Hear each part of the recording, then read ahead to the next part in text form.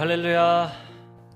5월 가정의 달을 맞이해서 바이블 홈파티 볶음밥 우리 함께 서로의 또 마음을 알아가고 교제하는 시간 갖도록 하겠습니다. 오늘부터 저희는 크게 4번에 걸쳐서 영상을 보내드릴 건데요. 오늘 첫 번째로는 집에서 여러분들이 이제 말씀 묵상할 때 그 방법은 어떻게 되는지, 사실 말씀 묵상지를 보기만 해도 충분히 잘 이해하실 수 있는데 그 방법은 어떻게 되는지, 또 나누는 또 방법은 어떻게 하는지 이런 것들을 오늘은 설명하는 영상을 보내드릴 거고요. 다음번에는 각 묵상지의 어떤 내용, 사역자들이 한 거를 좀 비교하면서 해설지 느낌으로 여러분들에게 또 한번 3번에 걸쳐서 말씀 묵상지를 전달해 드리도록 하겠습니다. 그래서 오늘은 방금 말씀드린 것처럼 말씀 묵상을 하는 방법에 대해서 간단하게 말씀드릴 거고요. 그리고 말씀 나눔을 하는 방법에 대해서 간단하게 말씀드리도록 하겠습니다. 짧게 영상을 찍기 때문에 바로바로 말씀드리도록 하겠습니다. 먼저 이제 말씀 묵상지를 딱 피면 가장 먼저 1번에 소제목에 따라 내용 정리하기가 등장을 하는데요. 소제목에 따라 내용 정리하기 중에서 저희가 친절하게 소제목을 아예 이렇게 나누어 드렸거든요.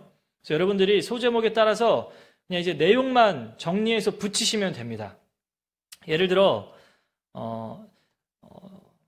1절에 보면 이스라엘 자손의 온 회중이 여호와의 명령대로 신 광야에서 떠나 그 노정대로 행하여 르비딤에 장막을 쳤으나 백성이 마실 물이 없는지라 라고 이제 본문 1절에서 이제 기록이 되어 있잖아요. 그럼 이거를 1절만 봐도 꽤 많은 분량의 정보들이 이제 함축되어 있기 때문에 요거를 잘라서 자세히 좀 보자라는 거죠.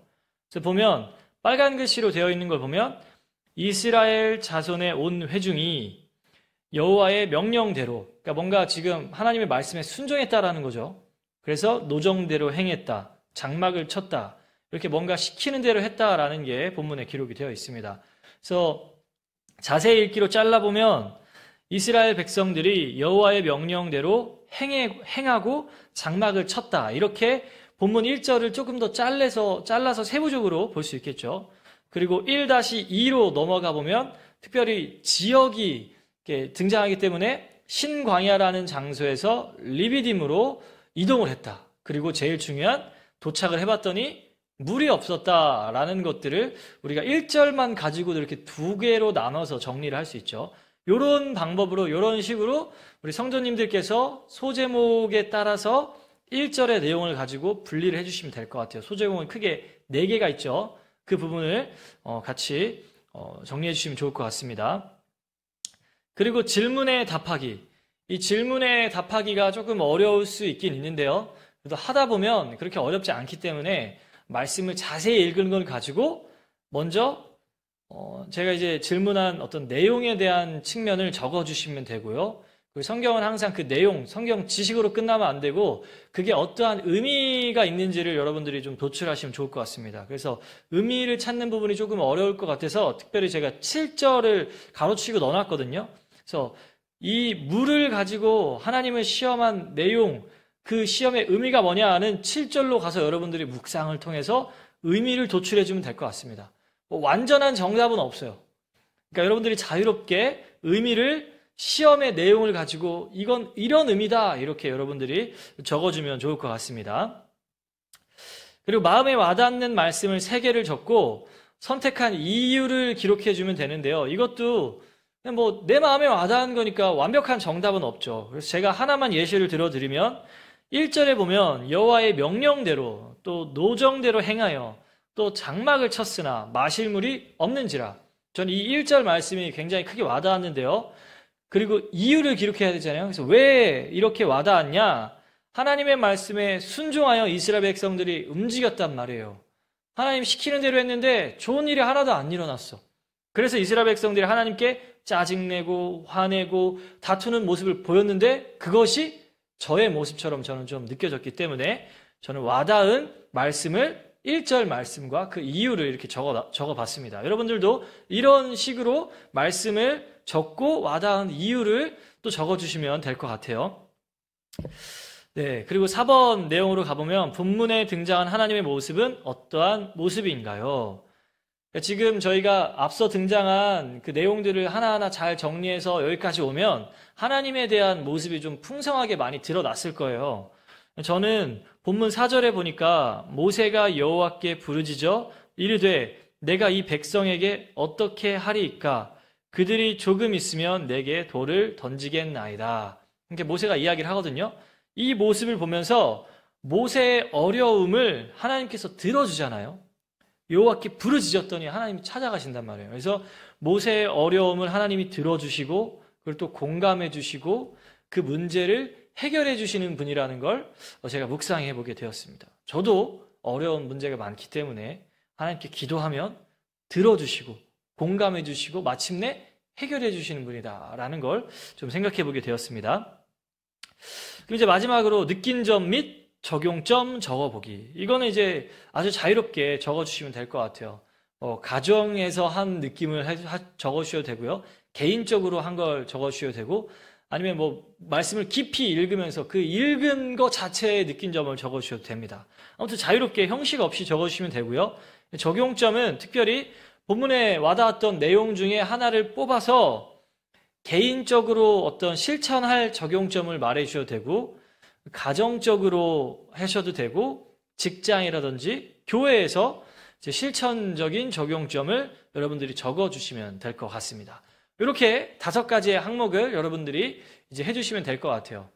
아마 이제 학생들이나 청년들은 예배를 통해서 많이 해봤으니까 가정에서 같이 이야기를 나누면서 잘 해주시면 좋을 것 같습니다. 두 번째로 말씀 묵상 이제 나눔 방법에 대해서 설명을 해드리도록 하겠습니다. 말씀 묵상을 하기 이전에 가장 먼저 인도자를 한번 설정하면 좋을 것 같아요. 뭐 어머니도 좋고 아버지도 좋고 좋으니까 인도자를 한번 설정해 주시고, 그래서 인도자가 말씀 묵상하기 전에 대표 기도를 한번 해주시고, 말씀 묵상이 끝나고 이제 나눌 때 또 한 분을 선택해서 우리 가정을 통해 하나님의 말씀이 풍성하게 깨달아질 수 있게 해달라고 또 한 분이 기도를 해주면 될 것 같습니다. 그래서 말씀 묵상하기 전에, 그다음 말씀 묵상 나눔할 때 이렇게 2번에 걸쳐서 기도를 해주면 될 것 같아요. 그리고 이제 인도자분은 소제목에 따라 내용 정리할 때 인도자 한 분이 한 명을 선택해서 소제목이 이제 4개잖아요. 그러니까 한 명씩 돌아가면서 소제목 자세히 정리한 거를 이야기를 해주세요. 이렇게 요청을 해주시면 될 것 같습니다. 그래서 1-1 뭐고요, 1-2 뭐고요, 이렇게 요청한 대상의 사람이 설명해 주면 되겠죠. 여기서 팁이 있다면 이 요청을 받은 사람이 제가 본문을 봤을 때 1-1에 이 내용이 있었던 것 같습니다. 1-2에 이 내용이 있었던 것 같아요. 이렇게 이야기를 했지만 그 다른 사람이 나에게 와닿은 문장을 이 사람이 포함시키지 않고 그냥 이야기했다면 저는 이 부분을 좀 추가해도 좋을 것 같아요. 다른 분이 이제 추가해야 될 부분들을 이야기해 주면 좋을 것 같고요. 그리고 말씀을 읽으면서 궁금한 점이 있으면 자연스럽게 소제목과 내용 정리하면서 그러한 부분들도 나누면 좋을 것 같습니다. 네, 그리고 이제 질문에 답하기 부분으로 이제 넘어가면요. 방금 전에는 소제목은 한 분씩 돌아가면서 이야기를 하는 거였다면 질문에 답하기는 전체가 다 이 질문에 대해서 대답을 하면 좋을 것 같아요.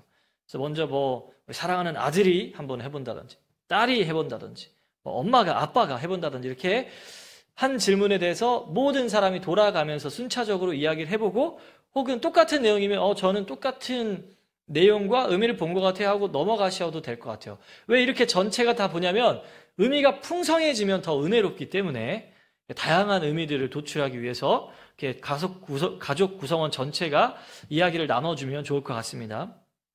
그 이후에 3번 마음에 와닿는 말씀을 적는 거라든지, 4번 본문에 등장한 하나님의 모습도 마찬가지고요. 5번 느낀 점 및 적용점을 적어보는 것도 동일하게 이제 한 분 한 분 다 돌아가면서 가정 안에서 풍성하게 다양하게 말씀을 통해서 와닿았던 점, 하나님의 모습, 느낀 점, 적용점, 이런 것들을 나누어 주시면 될 것 같습니다. 네, 이상으로 말씀 묵상하는 방법, 특별히 이제 하나씩 예시를 조금 드렸죠. 그런 부분을 좀 참고하셔서 하시면 좋을 것 같고요. 그리고 말씀 나눔하는 방법도 인도자를 한번 선택하시고 가정별로 하나하나 들어봐야 될 질문들도 있었고 한 명씩 이야기하는 내용들도 이렇게 한번 설명해 드렸습니다.